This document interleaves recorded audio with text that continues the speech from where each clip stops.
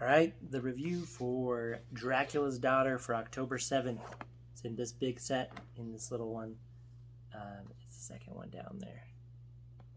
So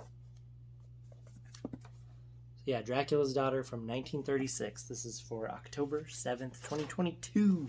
So when I saw that it was called Dracula's Daughter, I was like, who is Dracula's daughter? And how is Dracula's daughter? And what is she going to do? Like, when I say how, I mean like, she like his offspring, or did she just like another possessed lady that he did this stuff to? And who is she? Like, is it going to be someone from the 1931 Dracula movie, or is it just going to be someone else? So those were the questions I had when I went into it.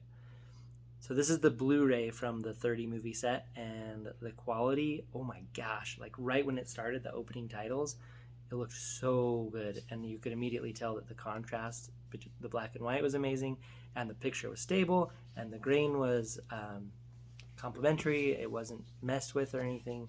It looked really, really good, and also the sound is excellent on this Blu-ray. So I was very impressed with this Blu-ray. This is one of the better ones that I've seen. So it's really refreshing to see this coming off of Werewolf of London, which looked and sounded like crap for a Blu-ray. So this looks good. Speaking of which, this is actually one of my favorite shots in the whole movie. I think this is my favorite shot in the movie here. I just figured I'd start there. It doesn't really do it justice on here, but it looks really awesome. Yeah, deep blacks and no damage or disfigurement of the film. I thought it looked so good. The movie starts immediately after the first 1931 Dracula movie. And I was really glad for that, because that movie had a crazy abrupt ending. So when this one starts, there's creepy, moody music, and there's a body on the floor within just like a couple seconds of it starting. And I was like, yes, that is a way to start. It's like, let's go. Like, whose body is this? It's creepy music, what? And then you very quickly find out that it's just continuing right at Dracula's castle, or wherever they are. Are they at Dracula's? Yeah, they are. With like a murder, and Van Helsing's there right off the bat, and I love seeing Van Helsing. And I like his knowledge and confidence, and also his bravery, and is willing to do what's right no matter what. I think he's an awesome character, and he's like an old guy, so it's it's like, I don't know, it's cool. He's not who you would think. He's not like your knight in shining armor. He's like an old, smart, brave guy. So I really like that. Very excited to see, and it's the same actor again. Jumping all over my notes here.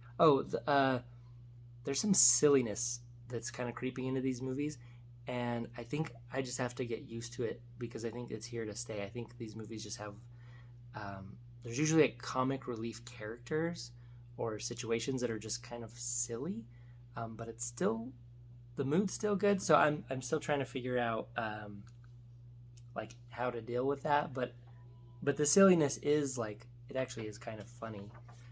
It just doesn't seem like it fits, but they're determined to have funny parts in here. And the one of the police officers that's doing the investigating, he's definitely like the silly guy. But that doesn't mean that weird and disturbing stuff can't happen to the silly people. So actually, I guess that's kind of nice to know. Yeah, super excited that it was a continuation. Now, this movie's not necessarily like a straight horror.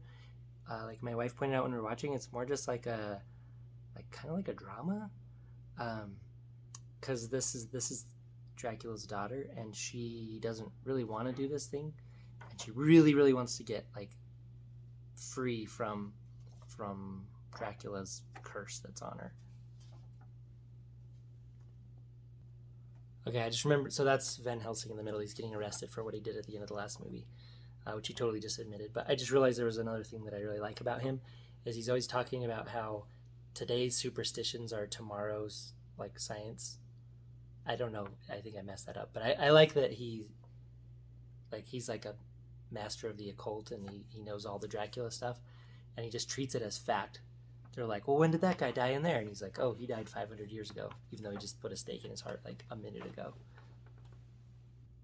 So when they get Van Helsing back to the police station to get him in trouble and see what's going on with him, there's like a full-on like exposition dump / recap of the last movie, which actually kind of works story-wise, but it's also nice so that if you hadn't seen the last one, you could get into this one and be able to just enjoy it.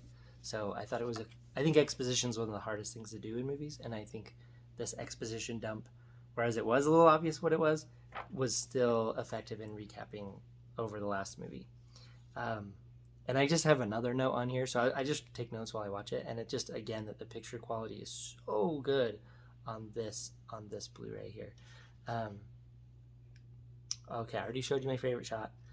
Oh, so remember Dracula in the last movie? He would like look at people with his like really intense eyes, and he would like tell them what to do, and it would mind control them. So in this one, the Dracula's daughter does a similar thing, but she has them look at her ring. Oh, there we go. There's a perfect picture of her making someone look at her ring. Look at that.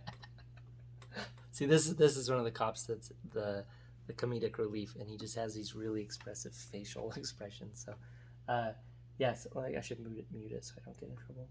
But yeah, she makes people look at her ring, and then she kind of mind controls them, which is just a little different than how Daddy Dracula did it. And then there's a quote that I really like. So she has this assistant guy that she's always working with. So this guy, it's like her little helper stooge guy of evil, and you don't really know what his deal is at first. Like, what is are they together, or is he just like a little follower? Is he like also kind of Dracula possessed? Like, we don't really know what his deal is. But there's a really awesome quote, and one of my favorite quotes in the whole movie. She says to him, she says, "Look at me. What do you see in my eyes?" And he says, "Death." I just think that's so cool, because we're still like, what's going on? Because she's seeing if after Dracula died from the last movie, if she can be free from the curse. And she's like, "Look at my eyes. What do you see?" And he says death, which makes her not happy, because he still is like, yeah, you're still under the curse. But I think that's such a cool quote. Also, there is apparently a road or a little bridge that if you go by it, you're going to get messed up by a supernatural creature. So the bridge or little city part in Werewolf of London where he gets his first blonde, he bags his first blonde. She, I guess, hangs out there to bag dudes as well. So just look at how awesome the filming techniques are here. So here she is creeping in the place, and look, so there's that same bridge from that last one, and then you see her eyes following him as he goes by, and she goes out after him. But this is the same spot where people get got by the werewolf. So don't go down that road. I don't know what it is, but you probably shouldn't go down there. At least not at night. Don't go down there at night. It's probably a great place to be during the day, but at night, I mean, and it's like the same spot on the side there. It's like monsters hide here. All right, so one of the very main characters is this guy here. Man, that black and white is super blown out. Here we go. If I get out of the picture, and you can see it. So this guy here, his name is Goth. I don't know. I can't remember his first name, but anyway, he is like a psychiatrist, doctor, or something or other, and he's in the movie because the daughter of Dracula's daughter wants him to help her unlock the power of her mind so that she can get over this thing and be done with the curse. So that's what he's here, and that is his secretary, and they just bicker and fight, and he's like super rude and domineering to her, and I was like, wow, this guy is either just a total misogynist or he totally loves this girl, and she's like super snappy right back at him, and it was the same kind of thing. It's like something's going on with these guys. They're like really aggressively rude and sarcastic to each other, and I was like, I think they're madly in love.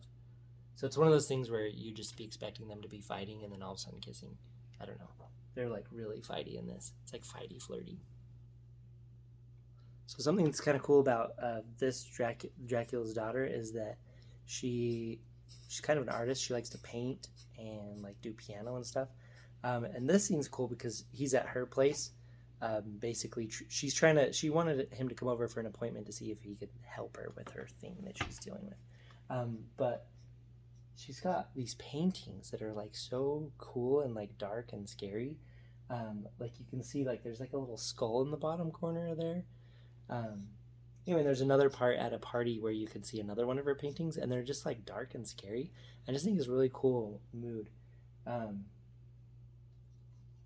that you can kind of see like her artwork. I think that's cool.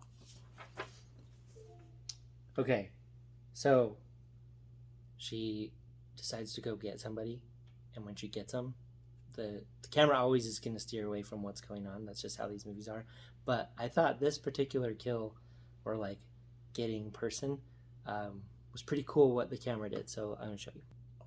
But on our way there, we find her little assistant grabbing the girl that's going to model for her to paint. We're going to see some shoulders. Anyway, I like this shot here with like the bridge, the creepy bridge. It's like, man, you're crossing creepy bridges at night. You're going to get got by her little assistant guy. But let's go to see the thing that I was talking about. Okay, it's going to be really fast. Watch what the camera does when it's time to get got. Let's see if I can pause it right when it does it. She's like, I'm going to get you. She's like, no, I'm going to do it. Look at that. Look at that. Yeah, kind of frame by frame. Look at that thing. It's so creepy. And it's only on the screen for like, I think it's like a fraction of a second. But she goes in to get her, and then it's just like, and it's like, oh, let's not look at anything scary. And it transfers, it pans up to this face, and it's like, oh, actually, that's way scarier than watching somebody bite somebody. Like, what is this thing?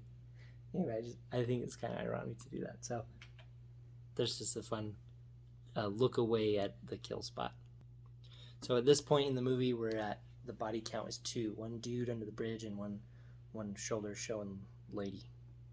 And then there's kind of a formula developing in these movies where it kind of builds up, and then seems like at some point it's like, let's all make a big mob and go get the monster. Like it's kind of starting to be the thing. But in this one, it did it to kind of a crazy, it was like almost comedic. They put out they call a general broadcast. Look at this thing. So here's kind of a weird thing maybe to do with this disc. But I was fast forwarding to go to the 1 hour mark where that crazy broadcast thing is. And like the disc like froze. Like, it wouldn't let me do anything with it. Like the image was just stuck on there. So that's weird. I don't know if that's a disc problem. I've never ever had that on any disc. See, it's a UBP X800M2 or something, the 4K Blu-ray player. Okay, this disc does the same thing. I gotta get out of the picture for it to focus, but this one does the same thing as the Werewolf of London one, where it has 2 movies on the same disc. Actually, that's also a good sign too, because I was really worried the picture quality was going to suck, but it looks so good. Okay, back to it.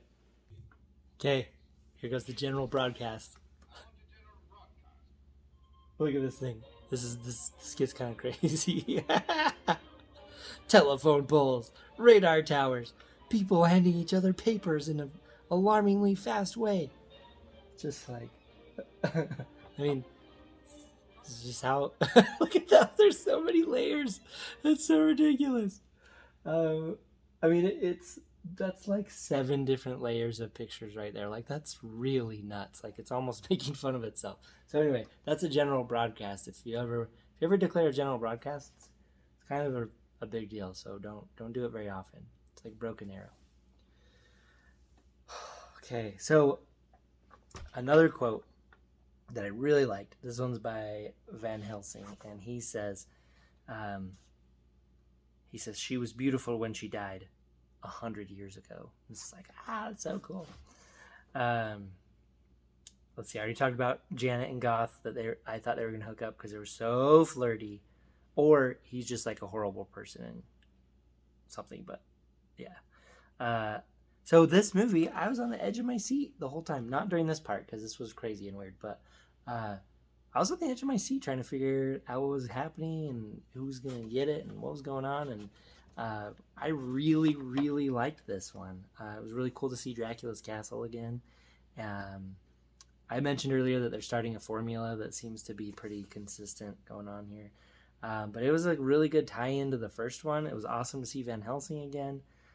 There's some weird humor, but like I said earlier, I think I just have to get used to it. And I think this is among the better ones for sure. Like it's up there with like Dracula, Invisible Man, Bride of Frankenstein. So I think it's right up there. It was a good one. And then kind of the rest are below there, but really good looking Blu-ray and definitely recommend it. It's a little on the slower side, but I really liked it. It definitely had the creepy moodiness. They're getting really good at doing just creepy mood. Like the scene that I showed that was my favorite, with there was just mist and fog everywhere. That scene was only a few seconds long, and they did a lot of like fog everywhere to make it look creepy and atmospheric. So really liked it. The Blu-ray and the image and the sound looked really good. So highly recommend Dracula's Daughter. Thanks for watching. Let me know what you think. This is October 7th review, and then coming up next is Son of Frankenstein. So hopefully that one's better. I think it's Boris Karloff's last. Anyway, thanks for watching. Let me know what you think. Goodbye.